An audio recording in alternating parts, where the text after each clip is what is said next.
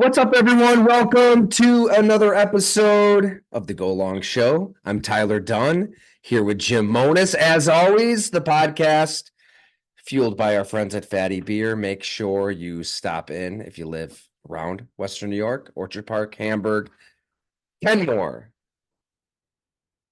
Tonawanda. They're everywhere now, man. I mean, Lancaster.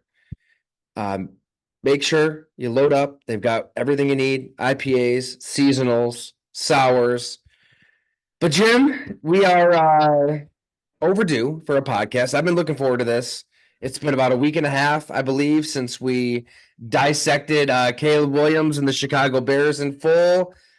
Jared Goff and his contract was projected right here on the podcast. You had a good feeling that the Lions were going to break the bank right underneath the Joe Burrow contract. And took a little vacation with the family, went down to Myrtle Beach. That was fun. I'm in Florida now. Literally went home for a day, Jim, mowed the lawn, busted out the weed whacker, paid some bills, caught up on life, and then woke up at 3 a.m. to catch this flight down to Jacksonville, Miami. We'll be in Houston next week. A few other stops in the middle of June. So this is a great time. This is a perfect time to sit down with coaches, with players around the NFL. And I just have to thank our readers. They're the ones who fully support everything at golongtee.com, all the stories.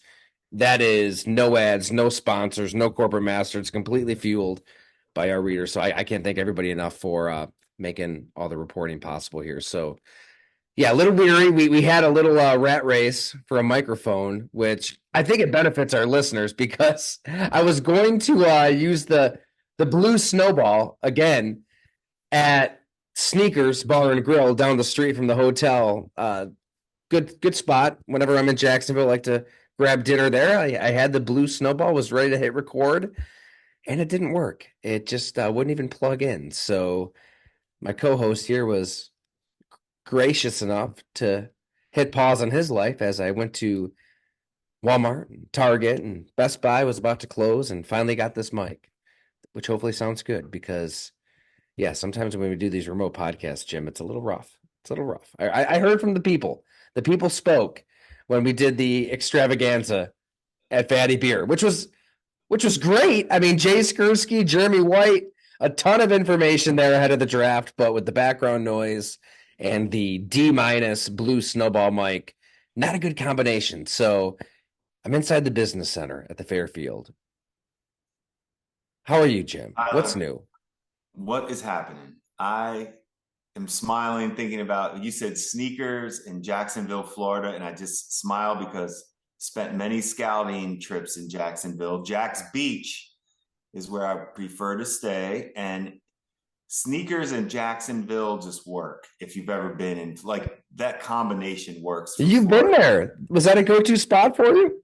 No, I'm not going to say that it was a go-to spot, but I will just say that I get it. Like, it Yeah. works for Jacksonville. It works for I'm in for a couple days. I need a sandwich, a beer, and back to the Fairfield. Like, I know those types of trips too. Like, you're on a business slash. I get it.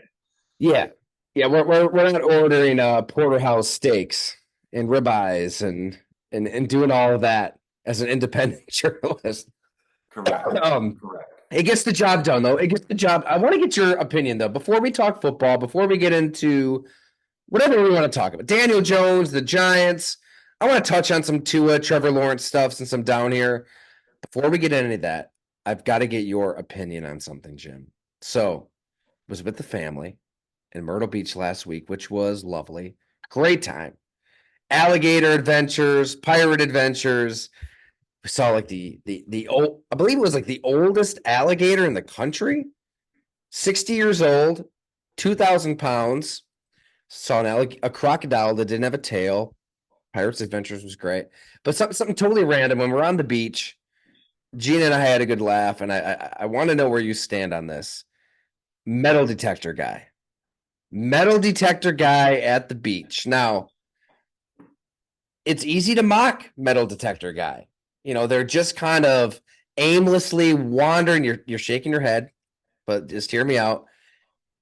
A lot of effort, A lot of time spent on the beach looking for what? I don't know, like shards from a Corona bottle, a dime, trash. I mean, I don't know what turns up for metal detector guy. I wanted to look down on him and mock him and say, why are you doing this? But then I looked closer, elbow pads and biker shorts and a helmet and a uniform and a stance, crouched down, fully extended. I mean, this dude was jacked. He was turning the hunt for treasures at Myrtle Beach into an Olympic sport. He meant business. And then about 10 minutes later, another metal detector guy appeared, portly, chubby, didn't really have the gear, didn't really have the same persona, the same energy. But later that day, they met, they talked. It was like they were long lost friends. And I'm just sitting there thinking, I don't know, I gotta envy metal detector guy. Like he's got a certain confidence about him that is impressive. So I'm not sure where I stand on it, but where do you stand on this creature in the wild? Everybody needs to do what keeps them happy every day, whether it's metal detector, whether it is shopping carts, keeping them out that you've made famous, whatever it is that drives you. If it's the metal detector, it's not my party, not for me, but good luck. Perfectly said. I think that's where I'm at too, because there is a distinction. The heathen, the menace to society that is shopping cart guy and walk on to elevator before you exit elevator guy and That's deplaning true. budger and floss and toss. Like these are assholes. I mean, these are That's bad you're people that right. should be That's a good. Yeah, you're right. extracted from society and I don't know, sent to Mars, some planet, maybe the moon. I'm not sure the moon would suffice. Somewhere farther than the moon. But metal detector guy has a passion, and if you've got a passion for something, go for it. Right? You love it. You do it. I mean, if you're decked out like that, you've had some success. You've got some pelts on the wall. If you've got the elbow pad, it was a contraption. Was it JJ Watt? Remember that thing that JJ Watt wore when he like broke his arm? It was like that. But he's holding the metal detector out like this. And on a mid, I mean, he's moving that thing left to right, up and down. He had some success. If he's taking it that serious, and it looked like he hit the weights. I mean, this guy's working out for this. Uh, I mean, maybe Tyler, everybody out there should get into metal detecting. Maybe that is the future. you're describing a lot of characteristics of somebody who wants attention.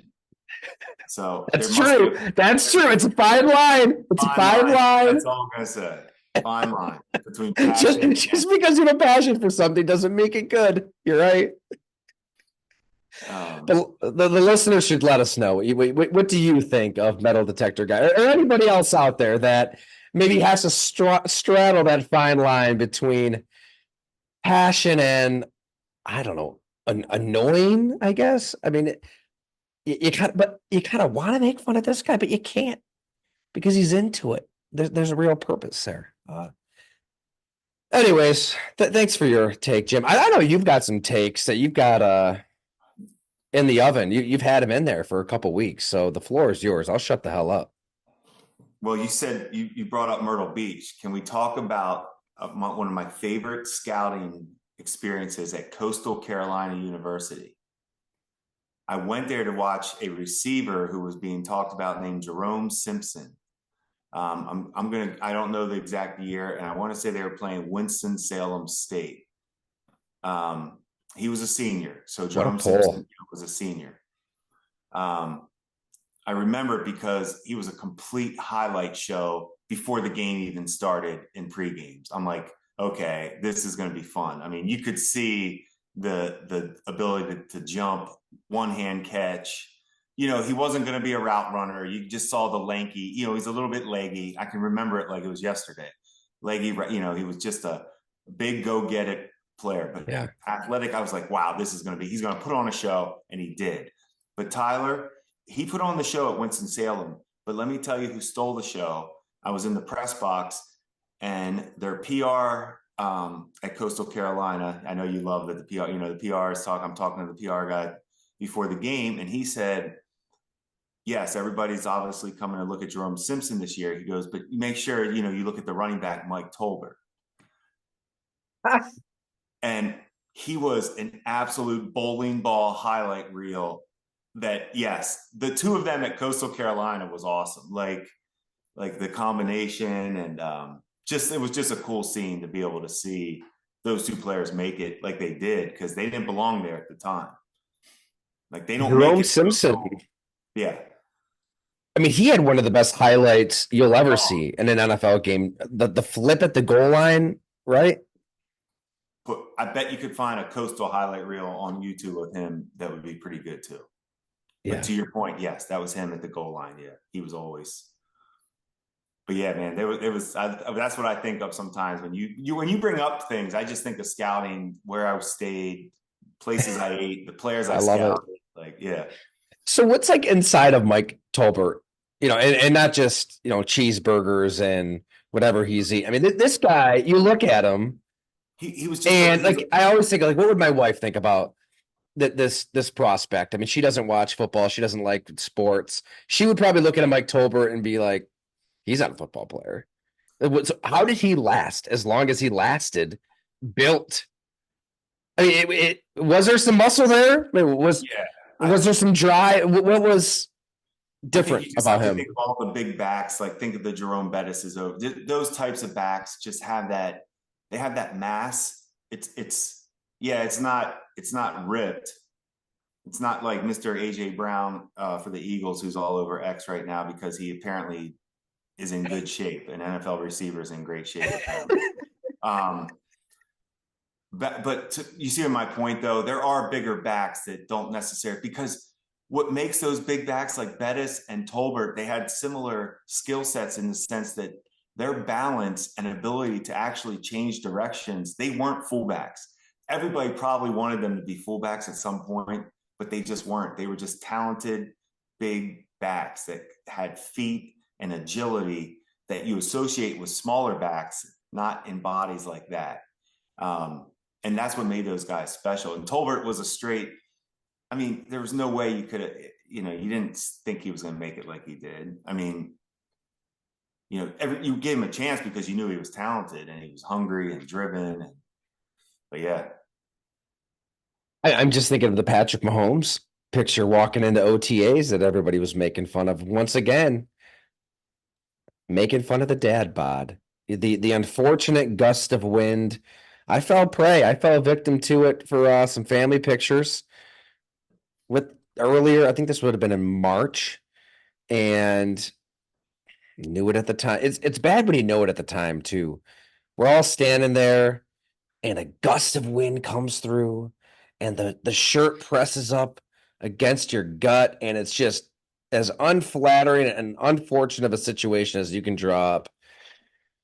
Probably just making excuses, and probably should just hit the gym instead of doing this. But I feel you, Patrick Mahomes. That's just one of us is the greatest football player ever, and one is just sitting here talking about football. But you don't have to be ripped to be in the NFL. You don't need to be jacked and in insane physical condition. I mean, Patrick Mahomes does things that nobody has ever done on a football field. It doesn't matter how he looks.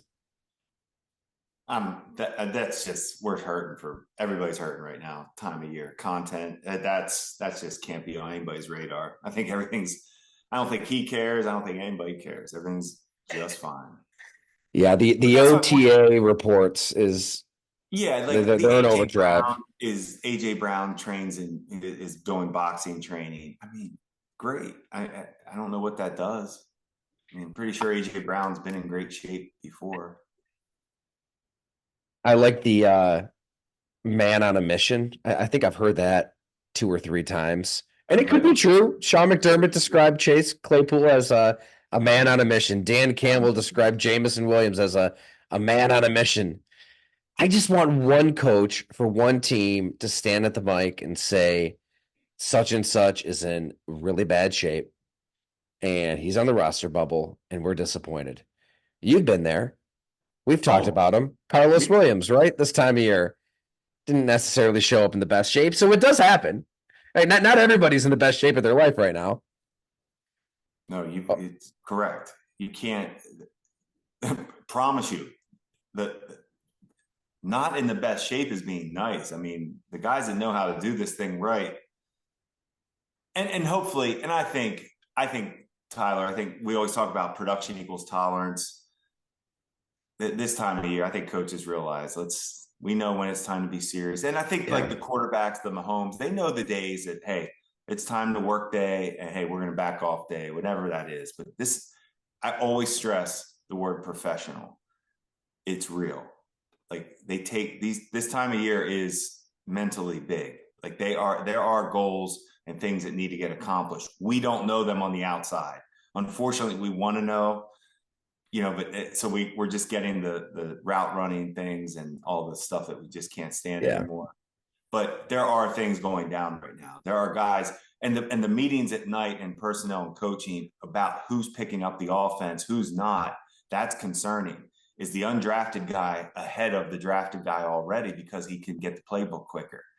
The guard from Towson, I always think of like Jerron Bushrod that we took it with the Saints, that another, we just had these run of Bloomsburg, Jyrie Evans, and then Bushrod from Towson was our left tackle. And, Carl Nix, then, obviously he was a big timer at Nebraska, but these guys were just massive. They were I always look back at that. They were so far ahead they look like what linemen look like now, honestly. They were ahead of their time, and we had them. There's a reason Drew Brees that I compare Brees and Purdy. I promise you, there was a reason Drew Brees was the Saints. I'm not going to say we. I was part of that team, but the way the Saints could protect Brees was just Doug Marrone, Aaron Cromer. They were the offensive line coaches for those. I always look at that, and I just think about those linemen and how they protected those guys ahead of their time for sure. But back to the mental part, a lot is going on with that. There is some things going down this time of year. To me, this time of year, like this pocket in the schedule, May and June, it's almost like in a lot of these 32 NFL cities, the bomb is dropped on draft day. Something big happens, and it's not what everybody says in their press conferences. Not everything worked out perfectly for every single team in the league, and you've just got to move on. Like you've got to kind of sift through the rubble and let the dust settle and look around and see what roster you have, see who your quarterback is, and then make the best of it, because this year was really fascinating on those lines. I mean, the Minnesota Vikings could have gone several different directions. They had the 2 first-round picks. They wanted to move up for Drake May. They were unsuccessful. The New York Giants, they wanted Drake May. They were unsuccessful. I had the offers here pulled up. I believe the Giants were going to they did reportedly offer the 6th overall pick and a 2025 first. The Vikings were willing to give up their 2 firsts and a first next year and get back the rights to Drake May, and they wanted some mid-round picks. It didn't happen.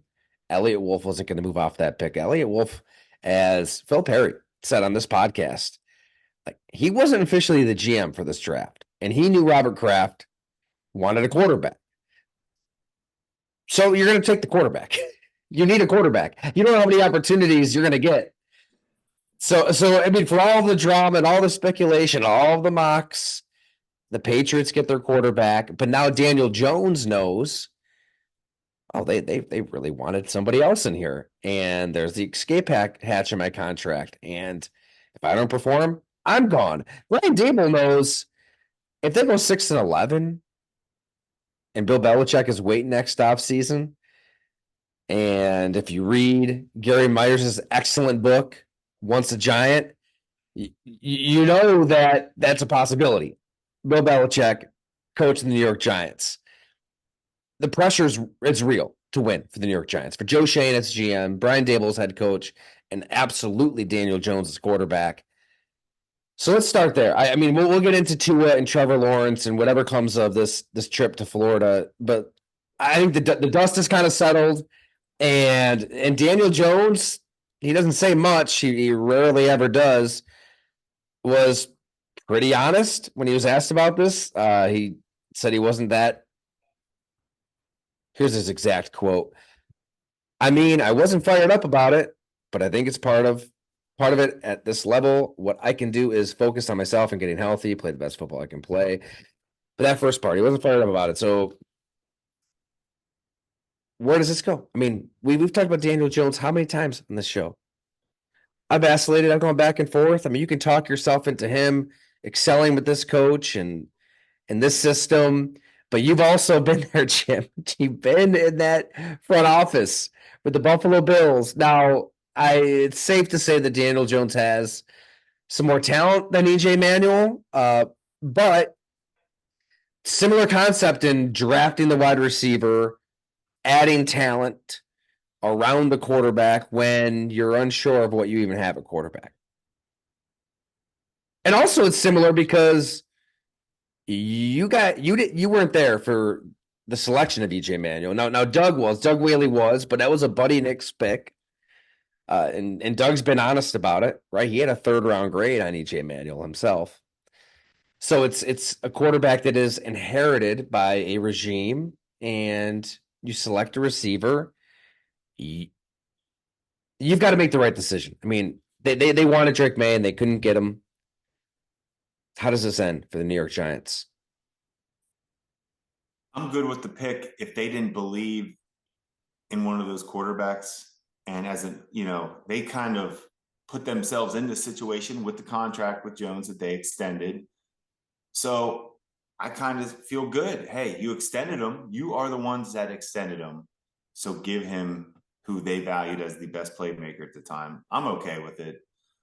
It's professional football. You have to produce. If you don't, your job's on the line. So that, regardless of if they wanted to draft a guy or not, his job's on the line. His job's on the line with Tyrod as the backup. I mean, don't think they don't love him. There's a history there. Maybe not. No, they don't. That's right. They didn't. He's with the New York Jets now. I mean, they signed Drew Lock though. That's right. That was my fault. They went with Lock and they went after Lock. That's what it was. That was my fault. That was my fault. You're right. Lock is a guy that will get an opportunity. They're not going to be afraid to give him an opportunity for Jones. So once again, put Lock in there, and at least he has, a top who they view as a top talent receiver. Yeah, I'm good with that. I mean, they were really impressed with Daniel Jones in year one and what he was able to do with a receiving core that really wasn't that good. Yeah. And the circumstances were not ideal, but you look back at it, a lot of smoke and mirrors, a favorable schedule, some masterful coaching by Brian Daboll to win those close games. So are the New York Giants kind of back to where they thought they were last year, where they thought they were ready to take a step, but they really weren't in position to because Darren Waller was a little older, a little more banged up than they probably hoped for. Then the line just completely fell apart. I mean, the injuries were insane. Are they in a position now to take the leap that they thought they could have taken last year? Because the defense should be good. I mean, they've got a lot of really good young players on the front seven, especially. The weapons will be better. I mean, Malik Neighbors could be an elite wide receiver because his talent level is extraordinary. I don't really think there's an immense drop-off at running back, Saquon Barkley to Devin Singletary if the line is better, and they signed a bunch of linemen. I mean, Saquon can be special. Don't get me wrong, but I don't think Singletary's bad. I mean, he'll give you what you want at that position. So once again, you can talk yourself into the Giants, or is that the OTA May air? You know what I mean? Like is I'm not sure, I guess, where I even stand on this team, but I'm really interested in this team again because it's a GM and a head coach. Contractually, it makes sense to see this through with Daniel Jones. I get it. You've made that decision No doubt. to give him these 2 years within that contract. Agreed. But there's no guarantees that you're going to get to 2025 as a GM and the head coach. No, no guarantees. But the division, back to the whole Giants, like the division is real now. Rank the quarterbacks in that division, Tyler, because that we always go to it. Always will go to that for me. And where I'm at with Daniel Jones is yes, I feel like he is. We said I've never seen a quarterback get more opportunity. I don't think, or have more excuses made for a player who's had a lot of turnovers. And I thought, and why Taylor was on my mind, that was terrible by my mistake about Drew Lock, but why Tyrod was on my Hey, mind. they're all on backup quarterback island, Jim. Come No, on. that was It's bad. understandable. You see, we had that, they get jumbled. But he had success when we made excuses for Daniel Jones from the offensive line can't protect. Well, then Tyrod came in and did just fine. So that's why I can't go with the offensive line stuff.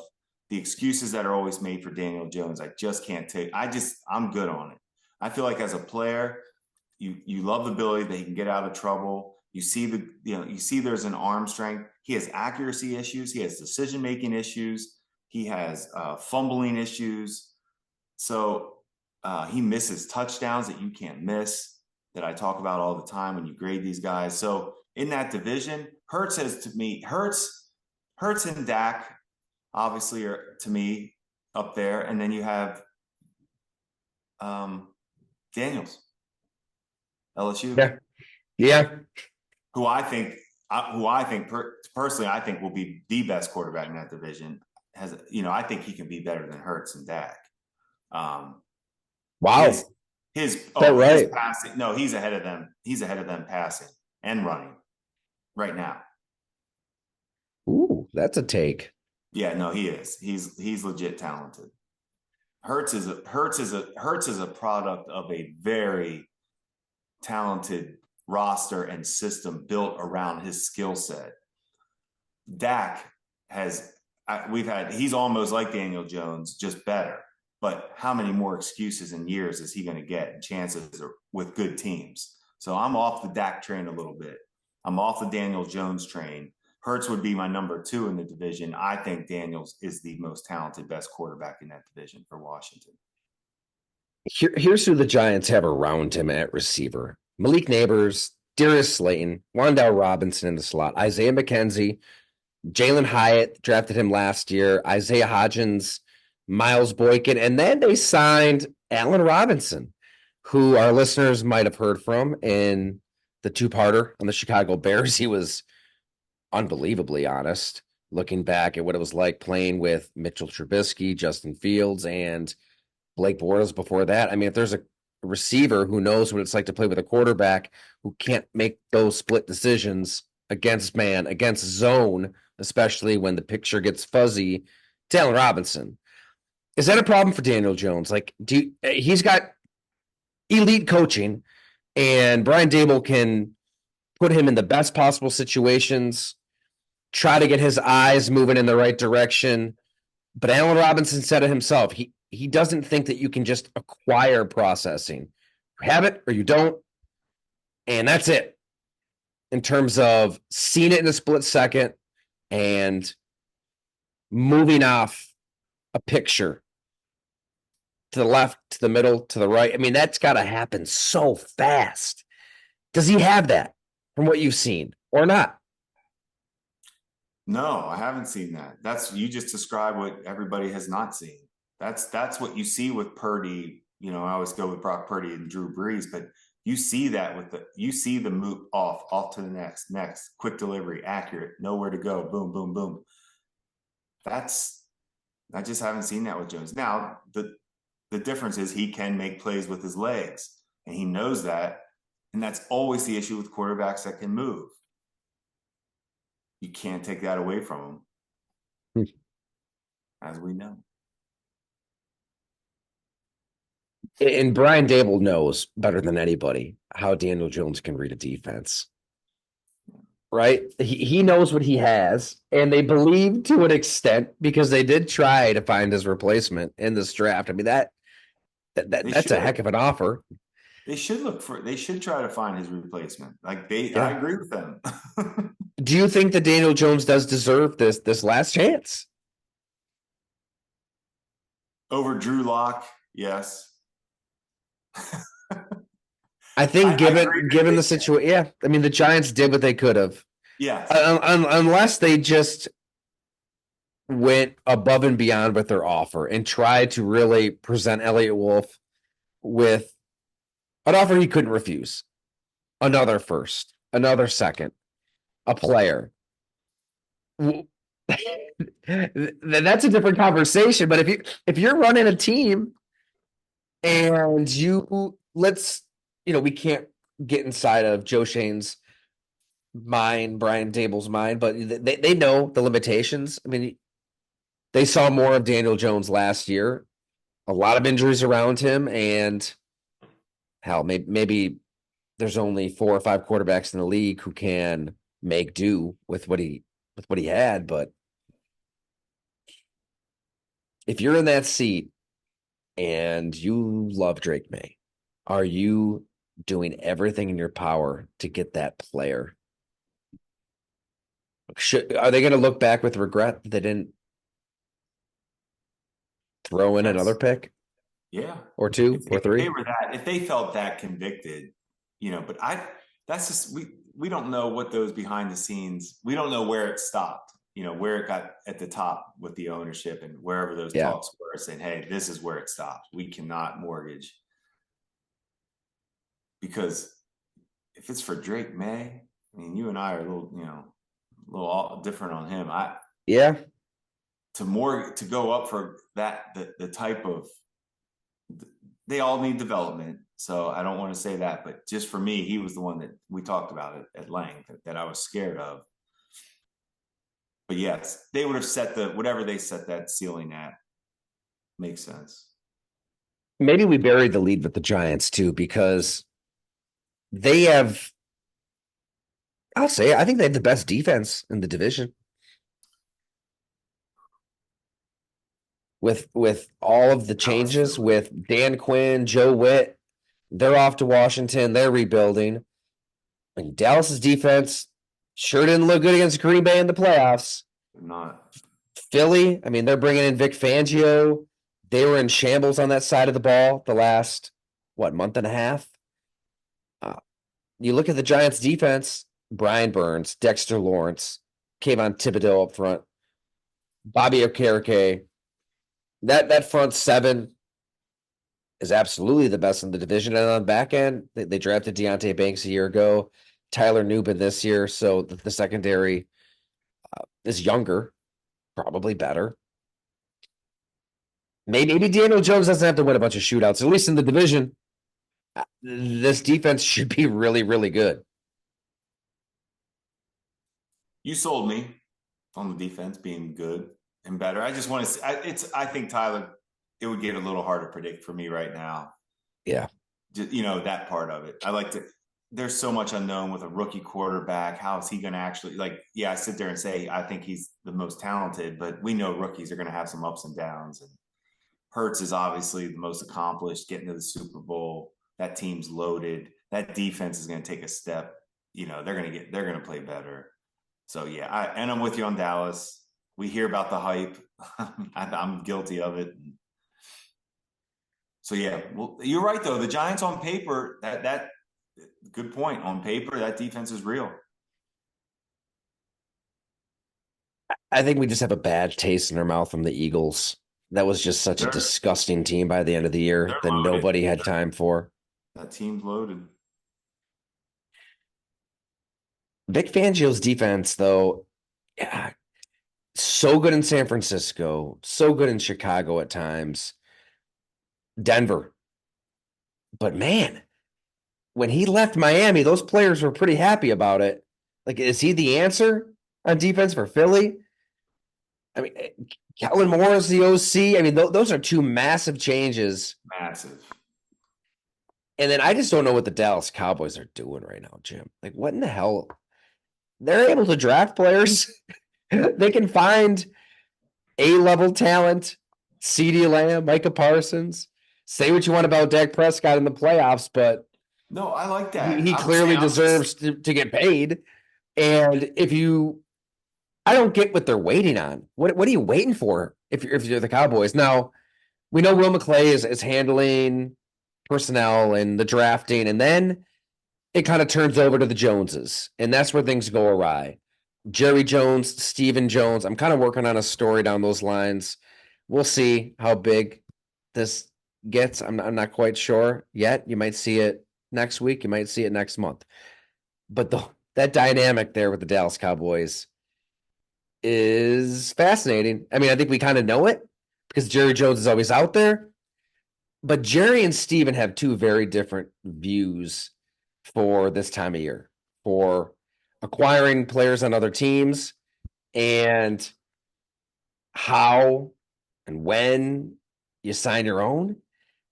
You just don't see this problem with other teams. Usually, if you're drafting really good players, you just re-sign those really good players ahead of time because the market's only going to go up. I mean, the quarterback market is only going up.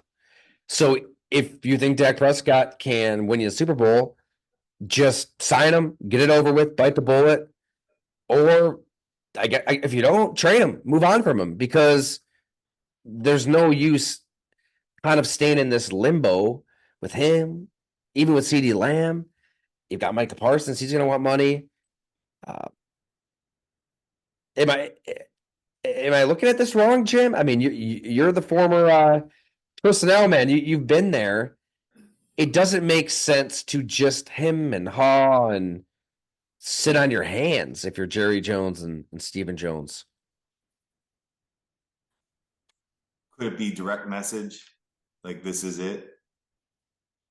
Like Dak is. I don't. I'm with you. Like we always say, if you don't have a replacement in mind, you got to pay him. If it's not on your roster, you're going to pay him. Like that's how we knew Goff was getting paid. I am. I like Dak. Respect it. I just think it's real. The limitations are real at this point.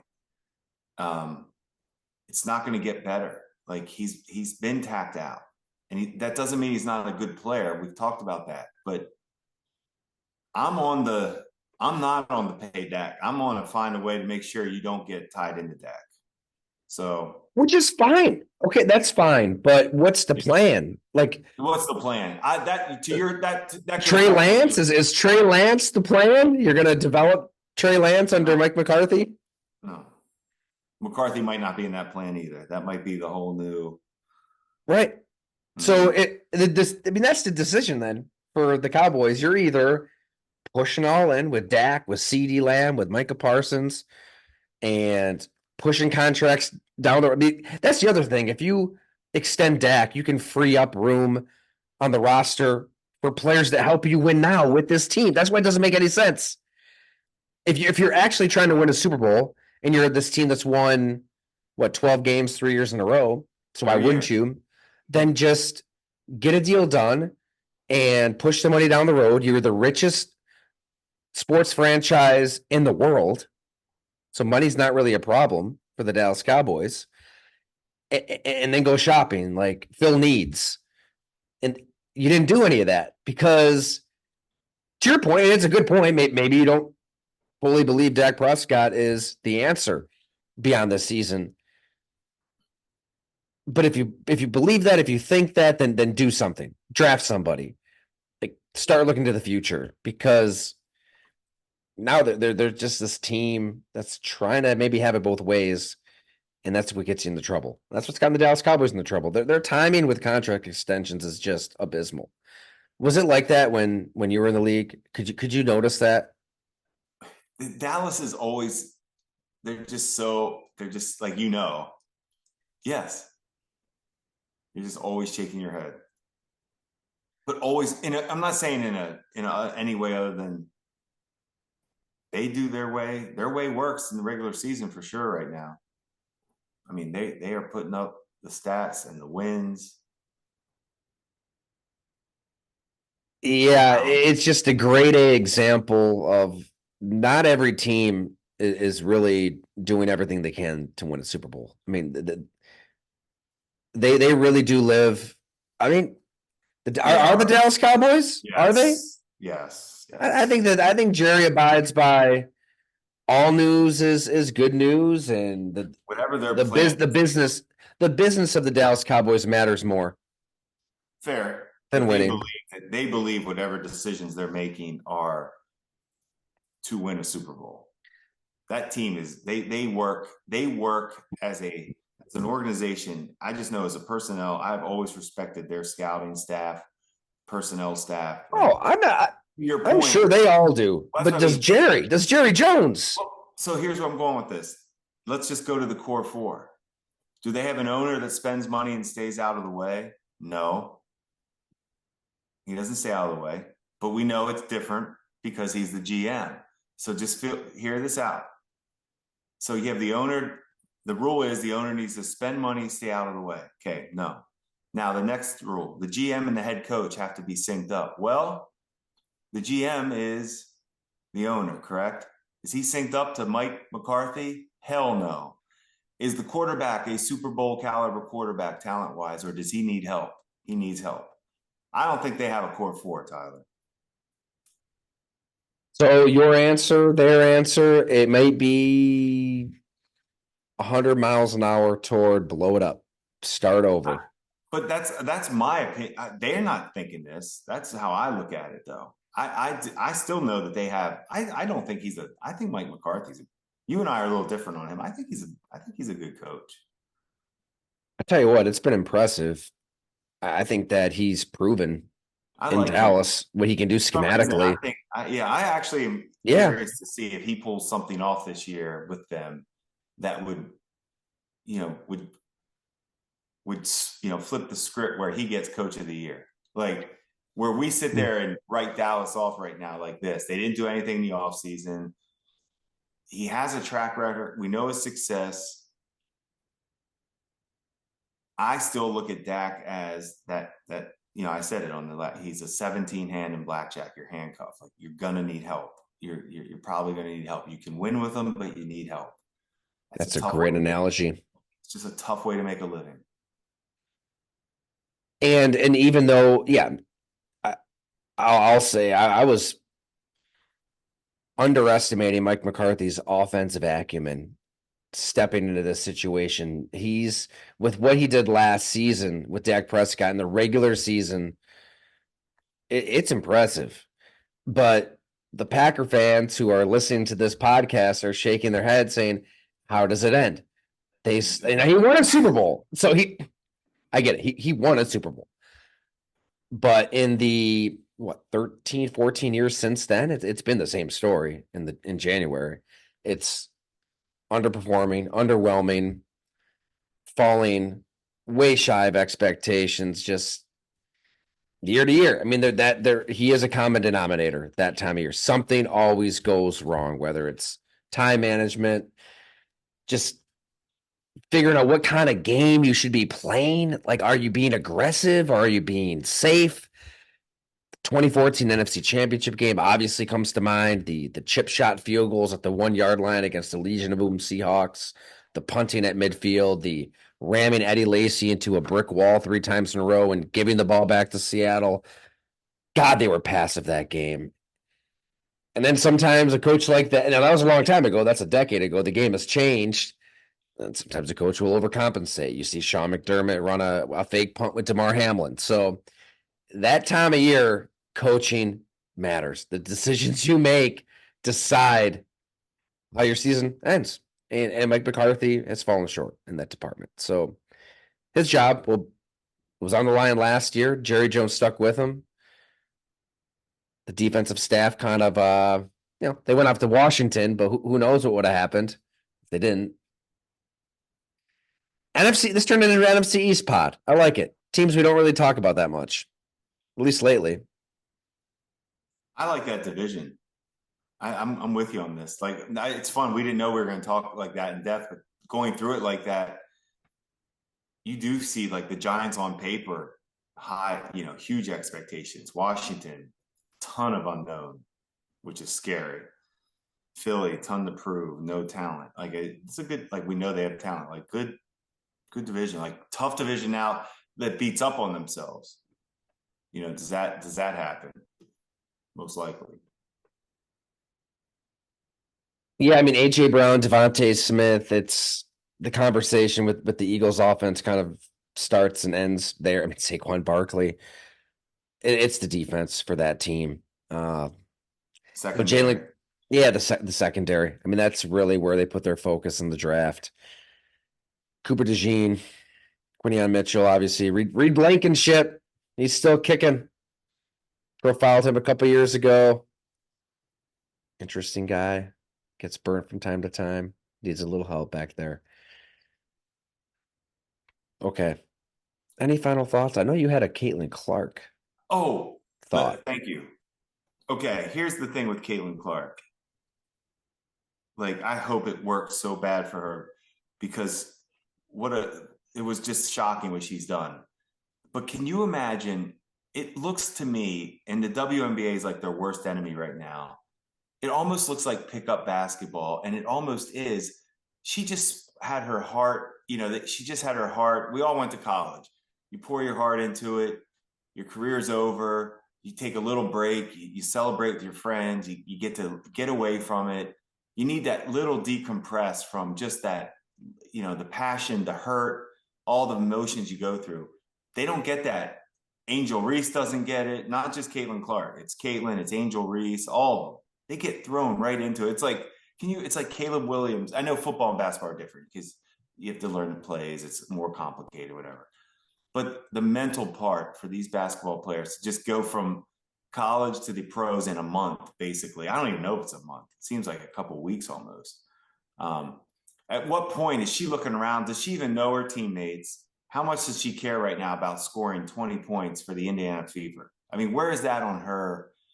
Like, it's got to be like, okay, I'm trying right now, but she doesn't have any connection to this coach. It's not like this coach recruited her, like, at Iowa. She didn't go to, and this coach is getting criticized on the outside as not being, able or good enough to get the talents out of her. Well, that's a concern too. So I guess what I'm saying was, I hope we could just hang in there with her. Just think about the craziness that she's going through. All these WNBA players, not just her, but all of them from college to pro right away. For rookies to excel, that is not set up for success.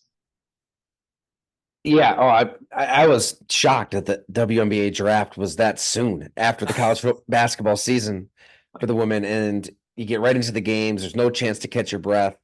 You just had this long run in March Madness. Yeah, I get it though, because this is the time in the calendar year where you would want a women's basketball league to happen, right? NBA is winding down, and then the WNBA kind of takes the sport through the summer.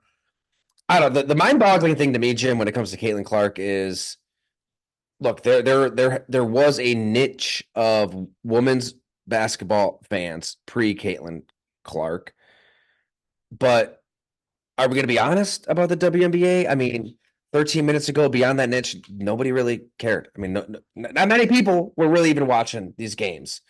Beyond that, I mean, this is a league that is subsidized by the NBA. They, to my knowledge, they don't really turn a profit. They lose money. Caitlin Clark is she is a superstar that transcends any sport, any league.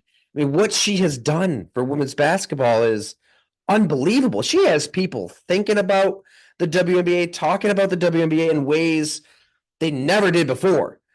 And for other players to be trashing her and talking down to her and finding ways to take swipes at her and make it about race at times, that's ridiculous. That's so Well, short-sighted. I mean, give me a break.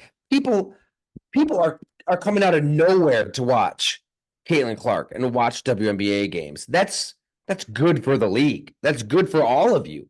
It rises the tide for everybody. What am I missing there? well, we're spending time to. I mean, I'm paying Yeah. attention. Well, but don't think Angel Reese got cheap shotted twice last night by a player, Alyssa Thomas, a veteran. That just sends a message. But they were cheap shots. It's like, why? To Angel Reese, same deal. I mean, look what she's done. I mean, all these women, Caitlin Clark, they're all benefiting off Caitlin, but they're all embracing the moment. I love it all for them. Yeah. It's fun to see them embrace it. Now, can you sustain it? Kind of, I think, is to your point, because it hasn't been. This is where it gets tough for Caitlin. This is where I'll touch. This is what I wanted to touch on too. Where Tiger Woods, Serena, thinking of people who just like put their sport on the map or took their sport to a different level. They were so physically, off the chart gifted and better than everybody else and won everything. Kobe, LeBron coming out of high school. They did it. We never seen it and we couldn't stop watching it, and then they won. This is going to be challenging for her. Sorry. Is she gifted enough? She's an incredible shooter, scorer, but is she gifted enough with her ball handling and athleticism to create and score like this and win in the WNBA to really sustain what the Kobe's, LeBron's, Tigers, Serenas, whoever transcends sports, those people that did that won. And that's what and dominated. Yeah. And that's where it's going to be. That's her next step. Ton of pressure. She has millions upon millions of viewers of every conceivable demographic watching her. And that is amazing. Not just for her, not just for the Indiana Fever, but for the WNBA, for all of women's sports. That is an unbelievable opportunity. I mean, to try to live up to the expectations, it's impossible. But we know she's talented. She has scored more points than anybody in women's college basketball history. I mean, I just think it's just silly to me. I'm not watching as close as you, Jim, but it seems like every time I look up, there's some sort of cheap shot toward her by somebody else in the league, and there's a reason I'm laughing because there's a reason I'm really paying attention to it more is because it's been right. There's been some fun. It's You're been gambling. fun to gamble. Yeah, there's been some Yeah, fun. but people are going to gamble on it now too. So it has. It's picked up. It's been fun. The games have been watchable. The prop bets aren't, and Caitlin Clark have been fun. Over under on points and. All right. Well, not our strongest pod, Jim, but there's not a lot happening. So NFC East, NFC East, WNBA, Giants. Yeah. Yes, and I'm really looking forward to seeing what can be gleaned down here in Jaguar country, Dolphin country, than those Houston Texans. I mean, I was down here last year with the Jaguars. It was a team talking Super Bowl, looking to build on that wild comeback win over the Chargers. Gave the Chiefs a fight at Arrowhead. They started 8-3, and then they get the snot beat out of them by San Francisco. The defense falls apart. Trevor Lawrence regresses. The defensive staff is all let go. And the AFC South is suddenly a hell of a lot of fun. You've got Anthony Richardson coming back for the Colts, CJ Stroud, and the Texans are taking advantage of that rookie contract. They bring in Stephon Diggs, Danielle Hunter. Hell, even the Titans spent like crazy. So that's how fast this league can change. I mean, in 1 year, one off season, your division can look completely different. So I'll be talking to some players and coaches tomorrow, and we'll have stories, we'll have podcasts, everything at golongtd.com, including whatever comes to that Dallas Cowboys stuff in Jerry's world. Jim, thanks so much. We'll see you up north soon. Safe travels, Tyler. Thank you so much, everyone.